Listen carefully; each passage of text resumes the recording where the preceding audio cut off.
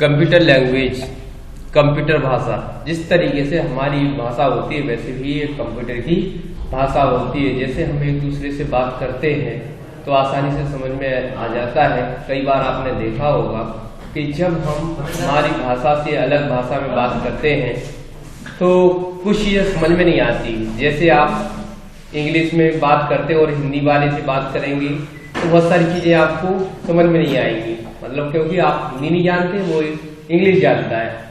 आप इंग्लिश नहीं जानते, वो इंग्लिश जानता है, वो हिंदी नहीं जानता है, आप इंग्लिश नहीं जानते। ठीक है, तो एक दूसरे के लिए दिक्कत जाती है। लेकिन यदि आपको हिंदी में बात की जाए तो आप जल्दी से समझ जाएंगे, यदि उससे इंग्लिश में बात की जाए तो जल्दी से बात समझ में आ जाएगी। तो ये उसकी निम्न स्तरीय भाषा कहलाती है। क्या कहलाती है? उसकी खुद की भाषा कहलाती है। ऐसे कंप्यूटर में भी लिखा है, हर देश तथा राज्य की अपनी भाषा होती है। इस भाषा के कारण लोग एक दूसरे की बातों को समझ पाते हैं। ठीक उसी प्रकार कंप्यूटर की भी अपनी भाषा होती है, जिसे कंप्यूटर समझता है, गणनाएं करता है और परिणाम देता है। प्रोग्रामिंग भाषा कंप्यूटर की भाषा है, जिसे कंप्यूटर के विद्वानों ने कंप्यूटर पर एप्लीकेशनों को विकसित करने के लिए डिजाइन किया है। पारंपरिक भाषा की तरह ही प्रोग्रामिंग भाषा के अपने व्याकरण होते हैं। इसमें भी वर्ण, शब्द, वाक्य इत्यादि होते हैं। प्रोग्रामिंग लैंग्वेज, कंप्यूटर हमारी लैंग्वेज नहीं है। क्या लिखा है? कंप्यूटर हमारी लैंग्वेज नहीं समझता है। ऐसे में प्रोग्रामिंग लैंग्वेज वो माध्यम है जिसका उपयोग करके हम कंप्यूटर को कुछ समझाने के लिए करते हैं। यह साधारण भाषा में हम कह सकते हैं कि प्रोग्रामिंग लैंग्वेज, प्रोग्रामिंग भाषा का उपयोग हम कंप्यूटर से बात करने के लिए करते हैं। तो कुल मिला के ये कहा गया है कि जब भी हमें किसी दूसरे से बात करनी होती है, एक दूसरे से बात करनी होती है, जब अलग अलग भाषाओं के जानकार होते हैं तो हमें वास्तव में उसी की भाषा में ही बात करना होती है, तब वो समझ पाता है। इसी प्रकार कंप्यूटर की भी खुद की एक पर्सनल लैंग्वेज होती है, जो बाइनरी के रूप में या मशीनरी के रूप में जानी गई है। यदि हम उस भाषा में उससे बात करते हैं तो वो सरलता से समझ लेता है, लेकिन हो सकता है हमें कठिनाई हो, उसको निर्देश देने में हमें दिक्कत आती हो।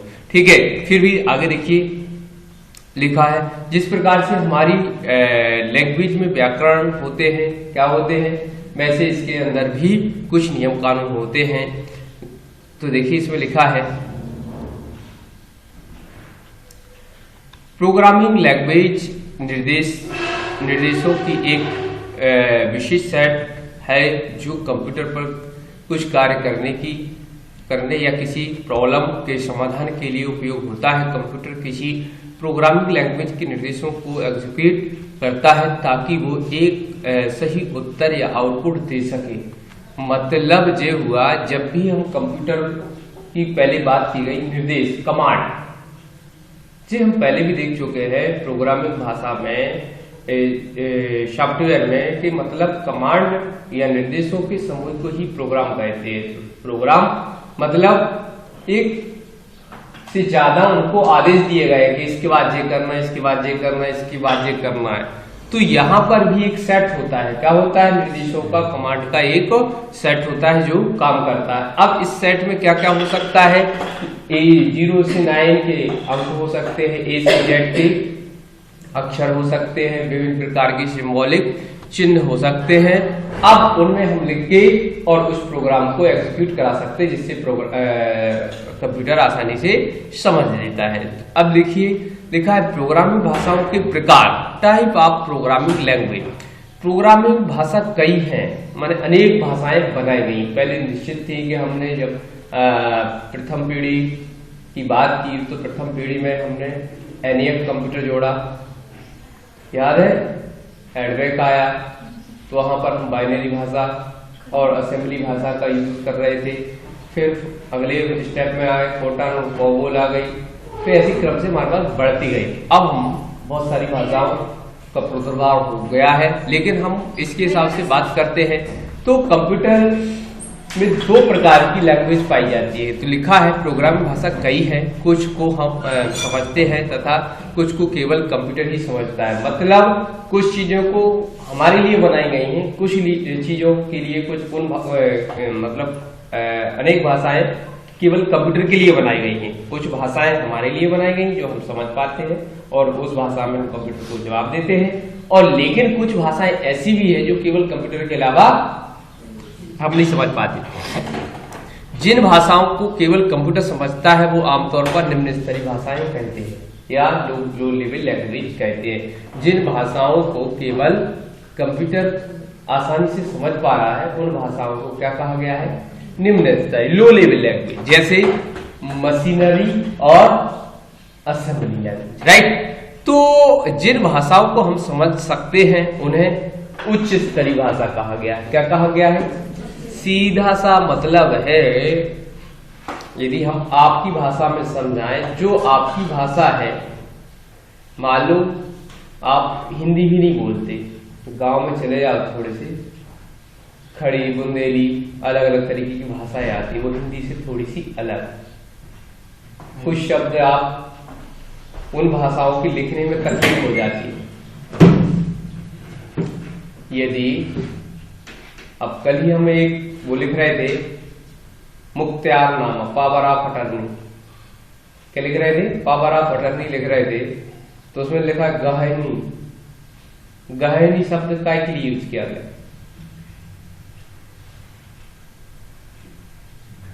बखरनी, खेती से रिलेटेड है ये सब। समझ में आ रहा कि नहीं आ रहा? मतलब कुछ ऐसे किसी को बोले गहनी, गहनी, हम भी कंफ्यूज थे, गहनी, उनसे पूछा नहीं, गहनी और बखरनी तो क्लियर हो गया कि बखरनी मतलब खेतों में जुताई के लिए बोला गया। जुताई के लिए क्या बोला गया? बखरनी, बखरनी। तो कुल ऐसी जब उनकी भाषा में बात हम करते हैं, किसानों की बात, गांव के लोगों के साथ हम बैठते हैं, जब उस भाषा में बात करते हैं तो वो उनकी लो लेवल लैंग्वेज, उस भाषा में बात करोगे तो वो आसानी से समझ जाते हैं। लेकिन अब एक ऐसी भाषा जो केवल हमें समझ में आती है, जो हमें समझ में आती है, लेकिन उनको हम एक ट्रांसलेटर के माध्यम से समझा देते हैं। उसमें एक मध्यस्थता का प्रयोग करके, आदमी को खड़ा करके हम अपनी भाषा को समझा देते हैं। जैसे कई बार अभी पुतिन आया, कल आए थे पुतिन, चलेगा क्या? पुतिन रूस से राष्ट्रपति आया है कि नहीं आया बाहर? तो मोदी से बातचीत चले, पुतिन काय में बात कर रहा होगा? हिंदी में, गुजराती, तमिल, तेलुगु, किन किन भाषा में बात करता? ज्यादातर उसने इंग्लिश में बात की होगी। किस में बात की होगी? अब जब पुतिन बात कर रहा होगा तो पुतिन के पूरे और मोदी के पूरे प्रवचन रिकॉर्ड किए जा रहे होंगे, और यदि कोई चीज मोदी को समझ में नहीं आ रही होगी तो उधर ट्रांसलेटर लगे होंगे। क्या लगे होंगे? जरूरी नहीं कि मोदी हर भाषाओं का ज्ञान रखता हो, तो वहां पर तुरंत ट्रांसलेट किया जा रहा होगा और बताया जा रहा होगा। ये रहता ही है। ऐसे ही जब मोदी बोलता होगा तो पुतिन को जरूरी नहीं कि पुतिन को सारी चीजें समझ में आए, या तो एक ऐसी भाषा का यूज किया गया होगा कि दोनों को आसानी से समझ में आती हो। लेकिन कई बार हम हिंदी भी बोलते हैं लेकिन हम लो लेवल लैंग्वेज का भी उपयोग कर लेते हैं। आपको याद होगा कई बार आप जाते हैं, आप इंदौर चले जाइए, आप और बाहर चले जाइए, दिल्ली चले जाइए, आप बात यदि नॉर्मली बात करते रहेंगे हिंदी में तो आपको परिचय देने की जरूरत नहीं है, लोग बता देंगे आप सागर से आए। क्यों? दिल्ली इंदौर में भी हम प्रख्यात हैं। क्यों है? हमारी भाषा ही ऐसी है कि जो सागर में बोली जाती है, और बता देते हैं कि तुम भैया सागर है। कितने ही आप सावधानी से बात करोगे लेकिन उस लहजे में आप बात करने ही लगोगे। तो ये हमारी लो लेवल लैंग्वेज है। क्या आसानी से समझ में आ जाती है। तो यहां पर जिसे हमें खुद को समझ में आए वो हमारी निम्न स्तरीय भाषा है। जो हमें मतलब कंप्यूटर को समझ में आए वो क्या है, जो कंप्यूटर बातचीत करता हो, खुद समझता हो, ऐसी लैंग्वेज को क्या कहा गया है। और लेकिन जो व्यक्तियों को समझ में आ रही है, जो दूसरों को समझ में आ रही है, वो कौन सी भाषा है, उच्च स्तरीय भाषा, high level language, HLL, LLL 3 बार है, लो लेवल, राइट। तो लो लेवल लैंग्वेज के अंतर्गत अब आगे हम बढ़ते हैं। निम्न स्तरीय भाषा वह भाषा है जो अपने संकेतों को मशीनी संकेतों में बदलने के लिए किसी भी अनुवादक को सम्मिलित नहीं करता, किसी ट्रांसलेटर की मदद नहीं करता, उसे निम्न स्तरीय भाषा। क्या हुआ, क्लियर? क्या हुआ? नहीं पड़ती, उसे आप क्या कहेंगे? आप दादी से बात कर रहे हैं और दादी से सीधी बात दादी की भाषा में कर लें तो उसे आप क्या कहेंगे? Low level language. लेकिन एक दिल्ली से आ जाए लड़का, उसी लहजे में इंग्लिश और हिंदी मिला के या इंग्लिश से इंग्लिश बात करे दादी से, दादी को कान बंद कर ले, तो कान बंद करने से पहले बोलोगे दादी, आप उसको सुन के बोलेंगे दादी भैया आपसे हालचाल पूछ रहे हैं, तो अच्छा दादी बेटा बेटा ठीक है, फिर बोलेगा तो उसको भी नहीं हो सकता नहीं समझ में आए, तो वहां पर फिर तुम बात करके उसको ट्रांसलेट करके उसको बताओगे कि दादी कह रहे हैं ठीक है, तो बीच की कड़ी जुड़ गई, तो इसे HLL कहा जाएगा। क्या कहा जाएगा? लेकिन जब हम दादी से डायरेक्ट बात कर लें और दादी को समझ में आ जाए और हमें समझ में आ जाए तो ऐसी भाषा को हम क्या कहेंगे? निम्न स्तरीय लो लेवल लैंग्वेज कहेंगे। मतलब कंप्यूटर को जब सीधे निर्देश दिए जाए, क्या किया जाए? सीधा निर्देश दिए जाए और उसमें बिना अनुवादक के, बिना कोई इंटरप्रेटर, बिना कोई कंपाइलर, बिना कोई असेंबलर के माध्यम से बातचीत वो समझ जाए, निर्देश समझ जाए, कमांड समझ जाए, तो ऐसी भाषा को आप क्या कहेंगे? निम्न स्तरीय भाषा। ये लिखा है। अर्थात निम्न स्तरीय भाषा के कोड को किसी तरह से अनुवाद करने की आवश्यकता नहीं होती है। मशीन भाषा तथा असेंबली भाषा, इस भाषा के 2 उदाहरण हैं, लेकिन इनका उपयोग प्रोग्राम में करना बहुत ही कठिन है। इसका उपयोग करने के लिए कंप्यूटर के हार्डवेयर के विषय में गहरी जानकारी होना आवश्यक है। यह बहुत ही समय लेता है और त्रुटियों की संभावना अत्यधिक होती है। इनका संपादन उच्च स्तरीय भाषाओं से तेज होता है। ये 2 प्रकार की होती है, मशीनरी और असेंबली। अब इन्हें कहा भैया, जब तुम्हारी भाषा हिंदी है और आपसे कहा जाता है किसी की लो लेवल लैंग्वेज इंग्लिश में आप बात करेंगे, तो आप त्रुटि होने की संभावनाएं अधिक बढ़ जाती है, क्योंकि आपको आती नहीं उतनी अच्छे से। आप तो केवल प्रयास कर रहे थे सीख के, और जब वो इंग्लिश वाला हिंदी में बात करेगा तो उसको भी तो प्रॉब्लम होगी। तो यही बात कही गई है। निम्न स्तरीय भाषाओं में कंप्यूटर को निर्देश देना थोड़ी सी जटिल प्रोसेस है और तीव्र गति से उच्च स्तरीय भाषाओं की तुलना में तेज गति से निर्णय लेने की क्षमता रखता है कंप्यूटर, क्योंकि उसको सीधे संवाद किया जाता है। क्या किया जाता है? बिना कोई ट्रांसलेटर के, बिना कोई अनुवादक के सीधे उससे हम बातचीत करते हैं, जिसके कारण से कंप्यूटर का समय कम हो जाता है और निर्णय लेने में बहुत शीघ्रता आ जाती है।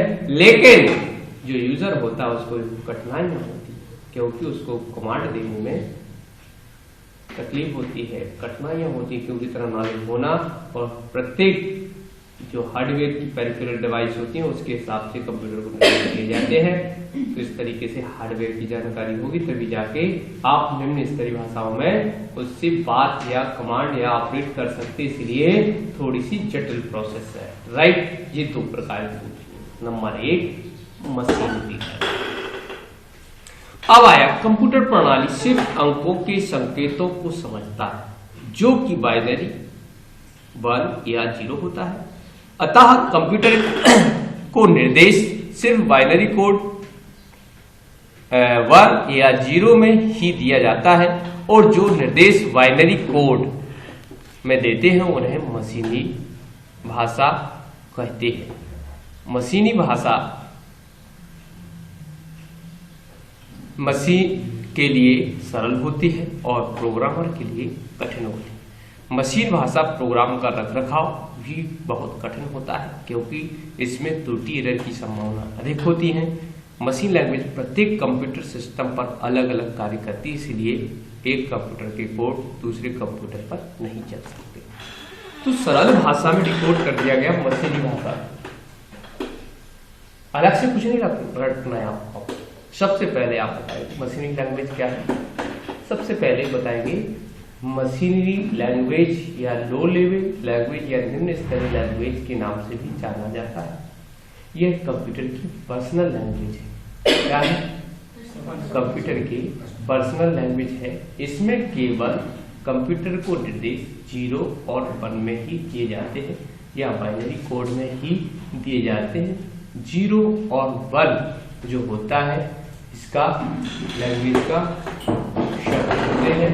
केवल 2 शब्दों 1 और 0 2 अंकों के आधार पर ही विभिन्न प्रकार के कंप्यूटर को निर्देश दिए जाते हैं। लेकिन इस निर्देशों के कारण कंप्यूटर को तो सरल सहजता से समझ लेता है, लेकिन जो प्रोग्रामर होता है इसको 0 1 में निर्देश देना जटिल होता है। और साथ ही साथ यदि एक कंप्यूटर के लिए कोई कोड तैयार कर लिया गया है तो दूसरे कंप्यूटर पर रन नहीं होता, इसलिए थोड़ी सी जटिल प्रोसेस है। ठीक है, इस प्रकार की लैंग्वेज को ही निम्न स्तरीय भाषा के अंतर्गत रखा गया है। ठीक है, फिर दूसरा है असेंबली।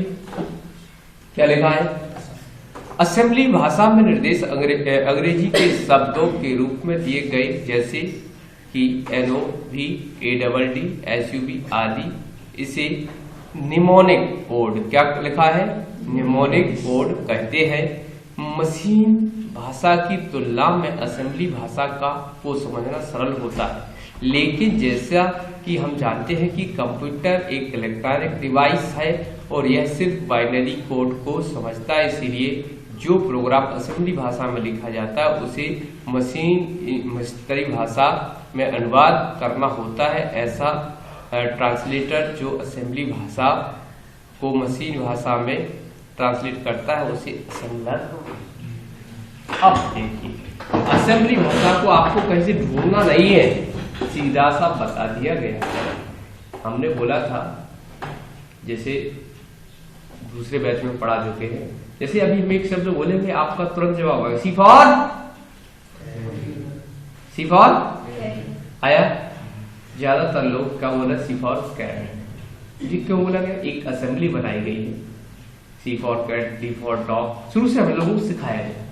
तो ऐसे कोड वर्ड भी कंप्यूटर की जब लैंग्वेजों का उदय हो रहा था उस समय भी बनाया गया था, क्योंकि 0 और 1 में थोड़ी सी दिक्कत आ रही थी, क्योंकि हर कोई उसमें जवाब नहीं दे पा रहा था, हर कोई कोडिंग नहीं कर पा रहा था, हर कोई ऑपरेट नहीं कर पा रहा था। तो वहां पर एक भाषा का प्रादुर्भाव हुआ था, वो था असेंबली। तो कोड वर्ड इंग्लिश भाषा का यूज करके उन्होंने कोड वर्ड बनाए थे। उन कोड वर्ड को चलाने के लिए तो ऑपरेटर को तो सरल था, लेकिन कंप्यूटर उस भाषा को समझता ही नहीं था। तो उस भाषा को समझने के लिए उन्होंने ट्रांसलेटर लगाया जिसका नाम असेंबलर था। जो असेंबली भाषा को ट्रांसलेट अनुवाद करेगा, अनुवादक जो था उसका नाम था ट्रांसलेटर। इस तरीके से असेंबली भाषा में हम कोई भी कमांड निर्देश या उससे हम कंप्यूटर से जब बातचीत करते थे तो उसको बदल के बाइनरी भाषा में बदलता था और फिर हमें आउटपुट मिलता था। इस तरीके की भाषा को असेंबली भाषा जो निमोनिक कोड से बनी थी। Right, clear? ज्यादा हमें गहराई पर नहीं आना है। फिर आगे बढ़ते हैं। डाटा को कंप्यूटर रजिस्टर में जमा किया जाता था और प्रत्येक कंप्यूटर का अपना अपना रजिस्टर सेट होता था, इसलिए असेंबली भाषा में लिखित प्रोग्राम सुविधाजनक नहीं होता है। इसका मतलब यह हुआ कि दूसरे कंप्यूटर प्रणाली के लिए हमें इसे फिर से अनुवाद करना पड़ता था। मतलब यदि आपने एक कंप्यूटर फिर लिख दिया तो ये तो बाइनरी में भी थी, तो जरूरी नहीं है कि हम वहां पर सी फॉर कैप पढ़ा रहे हैं। अरे भाई, एक स्कूल की रिकॉर्डिंग करके हम दूसरे स्कूल में प्ले नहीं करा सकते, ये करा सकते। ऐसे इसमें था भैया, कंप्यूटर में एक निमोनिक कोड एक जगह आपने उसका अर्थ निकाला है तो जरूरी नहीं है कि दूसरा कंप्यूटर उस निमोनिक कोड को ही समझ पाओ, उसमें निर्देश होना अनिवार्य है। तो ये प्रॉब्लम थी, ठीक। जैसे C for cap, C for cat, तो यहां पर हमने असेंबली कैट की बनाई, वहां पर कैप की बना दी, यहां हमने सी फॉर कंप्यूटर बना दिया, क्योंकि हम कंप्यूटर की टेक्नोलॉजी पढ़ रहे थे, सी फॉर कंप्यूटर कर दिया। तो ये असेंबली अलग अलग होने के कारण तो जरूरी नहीं था कि निमोनिक कोड जो यहाँ रन किया है वो वहां पर रन हो जाए। ये एक प्रॉब्लम थी, एक गलत था। अब धीरे धीरे हम उच्च स्तरीय भाषा मतलब क्या होता है, तो हाई लेवल लैंग्वेज तो है, लेकिन क्या बताया था इसके पहले लिखा था अपन जब भाषाओं के बारे में पढ़ रहे थे। अरे जो दूसरों को समझ में आए, जो हमारी भाषा है और कंप्यूटर को जल्दी समझ में नहीं आए, जो केवल यूजर को समझ में आए, किसको आए, ऐसी भाषा को क्या कहा गया है, हाई लेवल लैंग्वेज। क्या कहा गया है, उच्च स्तरीय भाषा। क्या कहा गया है, उच्च स्तरीय भाषा। HLL क्या कहा गया है, HLL। और मशीनी लैंग्वेज को क्या कहा गया है, लो लेवल लैंग्वेज। तो अभी निम्न स्तरीय भाषाओं के अंदर आपने कितनी भाषाएं पढ़ी, मशीनी और लो लेवल लैंग्वेज के अंदर, राइट। लेकिन लो लेवल लैंग्वेज का मतलब क्या था कि जहां पर सीधा कंप्यूटर से संवाद हो सके। अब उच्च स्तरीय भाषा में बिना ट्रांसलेटर के कुछ नहीं होगा। अब लेकिन पढ़ लेते हैं उच्च स्तरीय भाषा। सुविधाजनक होने के लक्षणों को ध्यान में रखकर बनाया गया है। इसका अर्थ यह है कि ये भाषा मशीन पर निर्भर करती है। यह भाषा अंग्रेजी भाषा के कोड जैसी होती है, इसलिए इस कोड करना या समझना सरल होता है। इसके लिए एक ट्रांसलेटर की आवश्यकता होती है जो उच्च स्तरीय भाषा के प्रोग्राम को मशीनी कोड में ट्रांसलेट करता है। इसके उदाहरण हैं फोर्ट्रान, बेसिक, कोबोल, पास्कल, सी, C++, जावा, विजुअल बेसिक, डॉट नेट हुई है, जहां खड़ा डंडा ऐसा लगा है वो डॉट है, HTML, सन स्टूडियो आदि इसी श्रेणी की भाषा। इसको दो जनरेशनों में बांटा गया है। पहला क्या किया गया है, जो हम क्या लिखा है फिर से देख लीजिए, ध्यान में रखकर बनाया गया है। किसकी, उच्च स्तरीय भाषा सुविधाजनक होने के लक्षणों को ध्यान में रखकर बनाया गया। इसका अर्थ यह है कि भाषा मशीन पर निर्भर करती है। यह भाषा अंग्रेजी भाषा के कोड जैसी होती है, इसलिए कोड करना और समझना सरल होता है। इसके लिए ट्रांसलेटर की आवश्यकता होती है जो उच्च स्तरीय भाषाओं के प्रोग्राम को मशीनी कोड में ट्रांसलेट करता है। क्लियर, मतलब हमें लिखने में सरल है, अंग्रेजी भाषा का प्रयोग करके हम लिख पाते हैं और कंप्यूटर को समझाने के लिए हम एक ट्रांसलेटर का उपयोग कर लेते हैं, जिससे कंप्यूटर भी समझ लेता है और फिर हमें वो आउटपुट दे देता है। तो ऐसी भाषाओं को, उच्च स्तरीय भाषाओं को दो भागों में बांटा, थर्ड जनरेशन और फोर्थ जनरेशन। क्या लिखा, थर्ड जनरेशन और फोर्थ, GL भी लिखा रहता है। ओके, तो फोर्थ जनरेशन, तो देखिए तृतीय पीढ़ी की भाषा, थर्ड जनरेशन लिखा है। तृतीय पीढ़ी की भाषाएं पहली भाषाएं थी जिन्होंने प्रोग्रामरों को मशीनी तथा असेंबली भाषाओं में प्रोग्राम लिखने से आजाद किया। मतलब तीसरी पीढ़ी की जो लैंग्वेज थी, इनके आने से प्रोग्रामर को प्रोग्रामिंग करना सरल हो गया। इनको बाइनरी कोड और असेंबली कोड से प्रोग्राम लिखने से निजात मिल गया। फिर लिखा है तृतीय पीढ़ी की भाषाएं मशीन पर आश्रित नहीं थी, इसलिए प्रोग्राम लिखने के लिए मशीन के आर्किटेक्चर को समझने की जरूरत नहीं।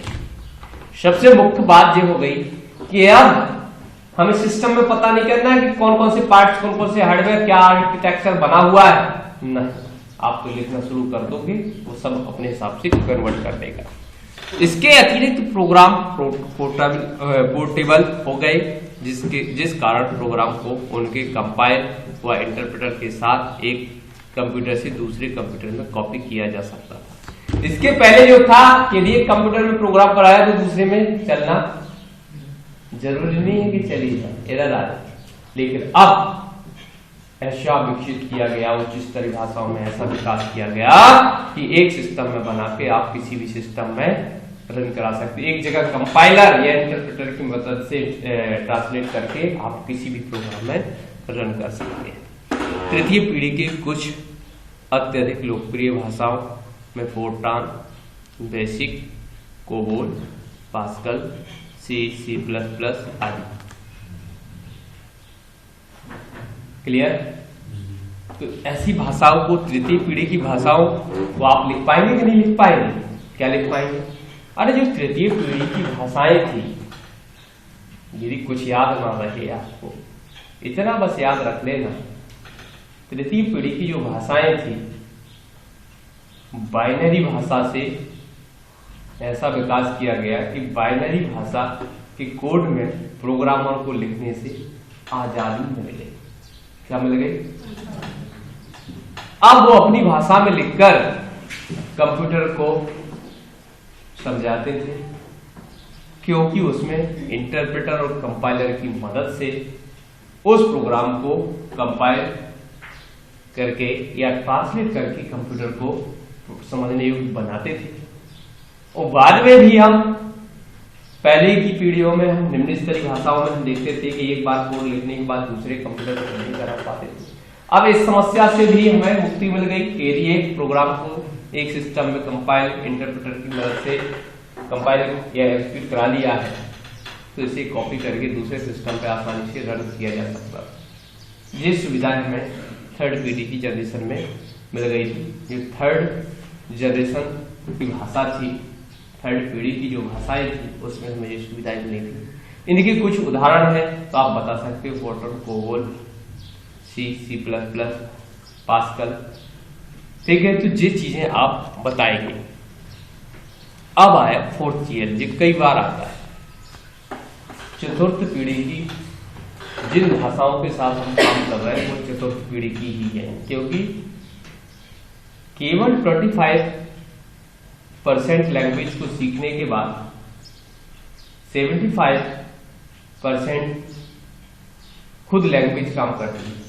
मतलब यदि 25% किसी भाषा का ज्ञान हो जाए फोर्थ जीएल की, तो 75% कंप्यूटर आपको खुद बता देता है करना क्या है। देखिए, फोर्थ जनरेशन लैंग्वेज तृतीय पीढ़ी की भाषा से उपयोग करने में अधिक सरल है। सामान्यतः चतुर्थ पीढ़ी की भाषा में विजुअल वातावरण मतलब ग्राफिकल यूजर इंटरफेस, जबकि तृतीय पीढ़ी की भाषा में टेक्सचुअल केवल कमांड क्या था, यहां पर ग्राफिक्स के रूप में दिखाया गया। यदि भैया जो MS एक्सेस आपने पढ़ा है तो आपने देखो उसमें टेक्स्ट बॉक्स बनाया है। क्या बनाया है? बनाया था ना, ड्रैग एंड ड्रॉप करके। लेकिन जब हम तीसरी पीढ़ी की जनरेशन में काम कर रहे थे तो इसके लिए टेक्स्ट के लिए कोड लिखना पड़ता था, तब जाके टेक्स्ट बॉक्स बनता था। बटन के लिए कोड लिखना पड़ता था। अभी आगे चल के आप HTML पढ़ोगे तो उसमें HTML हम सिखाएंगे आपको, तो हर चीज के लिए कोड बनाना, पिक्चर के लिए कोड। तो सरल हो गया, ड्रैग एंड ड्रॉप करके आप पिक्चर डालना, ड्रैग एंड ड्रॉप करके टेक्स्ट बॉक्स डालना, तो लिखा है। विजुअल वातावरण होता है, जबकि तृतीय पीढ़ी की भाषाओं में टेक्सचुअल वातावरण होता है। टेक्सचुअल वातावरण में प्रोग्रामर सोर्स कोड को निर्मित करने के लिए अंग्रेजी के शब्दों का उपयोग करते हैं। चतुर्थ पीढ़ी की भाषा में एक पंक्ति का कथन तृतीय पीढ़ी के 8 पंक्तियों के कथन के बराबर होता है। विजुअल वातावरण में प्रोग्रामर बटन, लेबल तथा टेक्स्ट बॉक्सों जैसे आइटमों को ड्रैग एंड ड्रॉप करने के लिए टूल बार का उपयोग करते हैं। इसकी विशेषता ID इंटीग्रेटेड डेवलपमेंट रिक्वायरमेंट, जिनके एप्लीकेशन, कंपाइलर तथा रन टाइम को सपोर्ट करते हैं और Microsoft visual studio and Java studio इसके 2 उदाहरण हैं। राइट, कुछ समझ में आया कि नहीं आया? अरे भैया, जो चतुर्थ पीढ़ी की लैंग्वेज है पहले की पीढ़ी की तुलना में अधिक शक्तिशाली है। पहले तृतीय पीढ़ी की जो लैंग्वेज थी उसमें यदि कोड करना, एक टेक्स्ट बॉक्स तैयार करना है तो उसके लिए कोडिंग करना होती थी क्योंकि टेक्सुअल टाइप था, जबकि इसमें क्या था, ग्राफिकल यूजर इंटरफेस आ गया था, विजुअलाइज हो गया था। क्या हो गया था? सी को भी विजुअलाइज कर दिया था, माने आप विंडोज बेस में सीधा डायरेक्ट काम करने लगे थे, इसीलिए ये सरल हो गई। क्योंकि कोई भी चीज को टेक्स्ट बॉक्स बनाना है, रेडियो बटन बनाना है, चेक बॉक्स बनाना है, कमांड बटन बनाना है, तो ड्रैग एंड ड्रॉप करके बनाते थे। तो उसमें जो तीसरी पीढ़ी की जो लैंग्वेज थी तो उसमें 8 पंक्तियों के बराबर लिखा है। एक कथन क्या था, यदि एक पंक्ति का कथन चतुर्थ पीढ़ी में लिखा है तो 8 पंक्तियों के बराबर हुआ करता था। तो स्वाभाविक बात है, जहां 8 लाइनें लिखना पड़ रही थी वहां 1 लाइन में काम चल गया। तो इस तरीके से हम चतुर्थ पीढ़ी को समझ सकते हैं। अब लाभ, एडवांटेज, अब चतुर्थ पीढ़ी के लाभ है। चतुर्थ पीढ़ी की भाषा को सीखना सरल तथा इसमें सॉफ्टवेयर का विकास करना आसान है। चतुर्थ पीढ़ी की भाषा में टेक्सुअल इंटरफेस के साथ साथ ग्राफिकल यूजर इंटरफेस भी है और प्रोग्रामों के लिए चतुर्थ पीढ़ी की भाषा में विकल्प उपलब्ध रहते हैं क्योंकि इनकी संख्या काफी बड़ी होती है। चतुर्थ पीढ़ी की भाषाओं में प्रोग्राम कम स्थान लेती है क्योंकि इस पीढ़ी की भाषा की एक पंक्ति पूर्ववर्ती पीढ़ी भाषाओं की कई पंक्तियों की समान होती है। चतुर्थ पीढ़ी की भाषा की उपलब्धता कठिन नहीं है। हानियां भी है कुछ। अब बहुत स्वाभाविक की बात, हमारे फायदा के साथ नुकसान भी। बेटा पानी पी लो।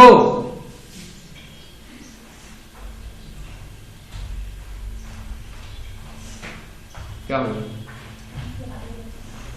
पानी पी लो तो हो सकता है कम हो जाए।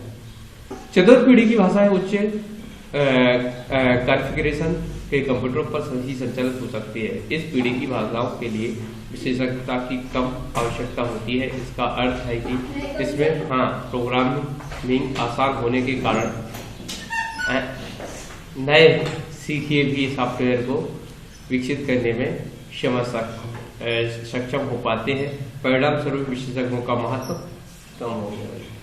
हमारे इंजीनियर की कोई वैल्यू नहीं है क्योंकि बिना डिग्री के पहले क्या था,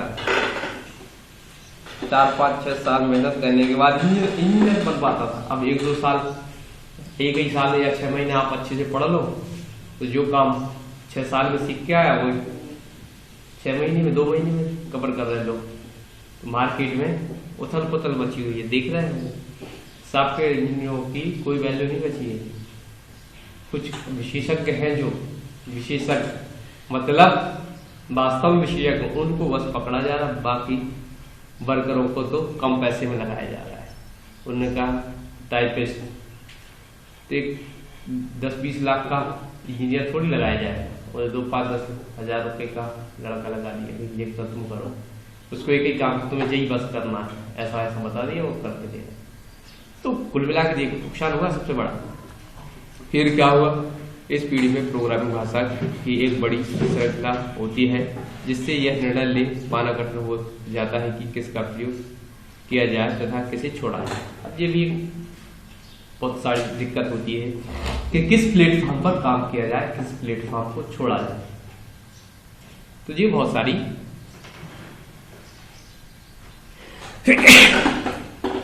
समस्याएं हैं। क्लियर?